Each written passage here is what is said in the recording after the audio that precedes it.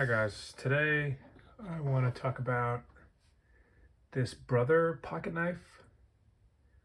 It's this was my first Brother knife.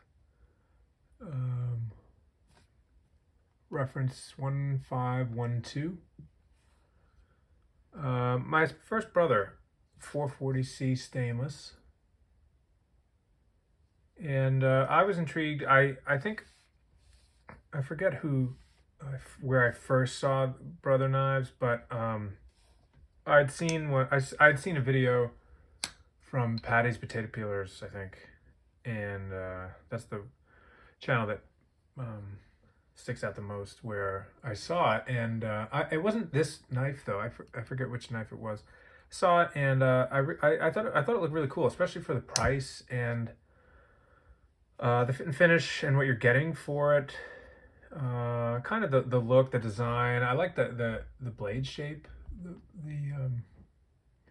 grind on that. I thought it looked kind of cool, and it's just nice. I mean, this one came, and it was bigger than I thought it was going to be. This thing is, let's a lock back, as you see. This thing is definitely over 4 inches, so it's on the bigger end of the spectrum for me as far as a pocket knife, like a traditional, I'd say a traditional pocket knife goes. I mean, my more modern folders like Cold Steel or whatever, Spyderco's, those are obviously bigger than this, but for more of like a traditional knife, this one is kind of on the bigger end for me, but I'm pretty impressed with it. This is they're calling this G10. I mean, I guess it's G10.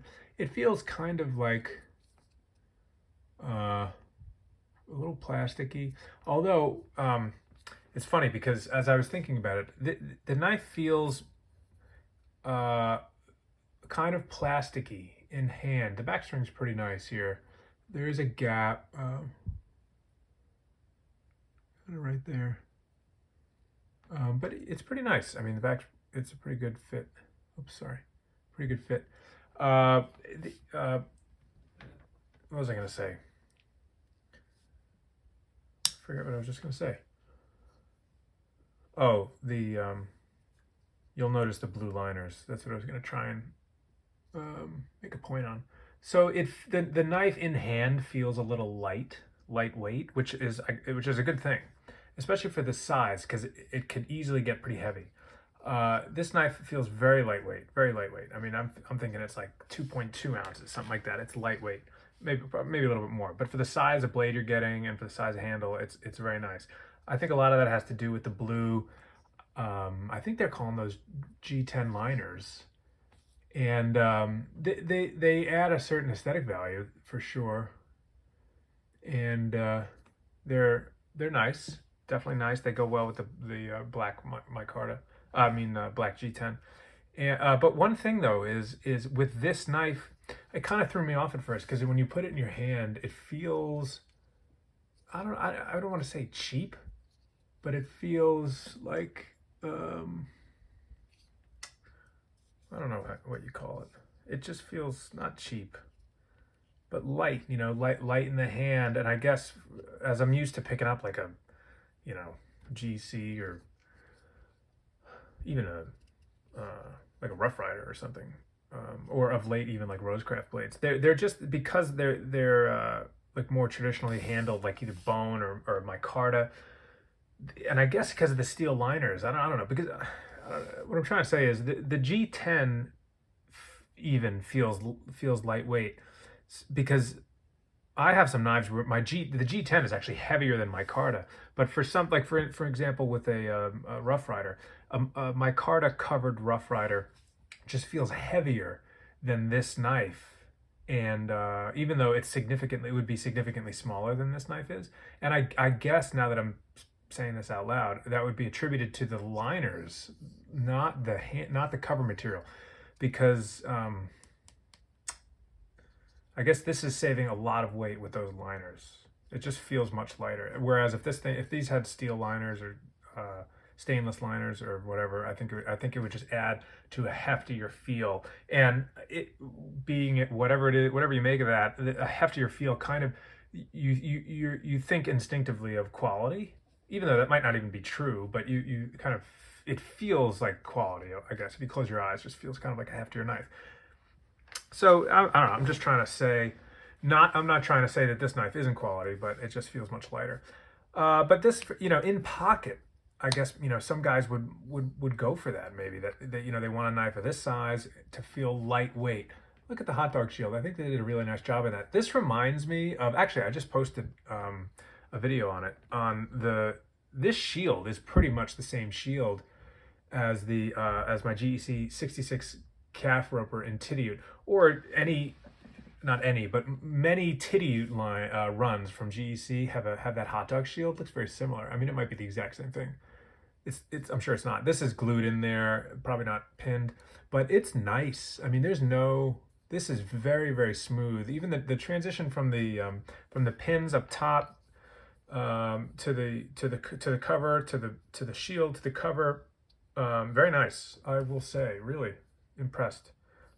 Pins on the back, very nice. It's really nice. I mean, honestly, apart from that gap, maybe you can see it there, kind of right here. It's good. It's good fit. I mean, and also, I should probably start off by saying this thing costs $20. So this, as I said in the beginning, this is the 1512. 1512, and it costs $20. So I know they have other knives, which I'm interested to check out, which I haven't yet, but they have other knives that are micarta with steel liners and maybe VG10 steel. Maybe I might be making that up. I don't know why I'm thinking VG10, but and those go for like maybe $35 or something like that. But this thing costs $20, and for that, it's nice. I dig it. It's the covers are good. The fit and finish is good. I'll say the thing came slathered in oil when I picked up the package. Speaking of the package, here's the package. Just brother, one knife, one life. Don't know about that, but this is saying Ming Hong Tools and Hardware, made in China. It's a box, nothing to write home about, but I didn't buy the box. I did buy the box, but I bought the knife, and I'm not, nothing really to complain about. It just depends on kind of what you're into. For me, coming from a lot of GECs and case and stuff like that, it's easy to be a snob, but I think it's important to remember the price of these things.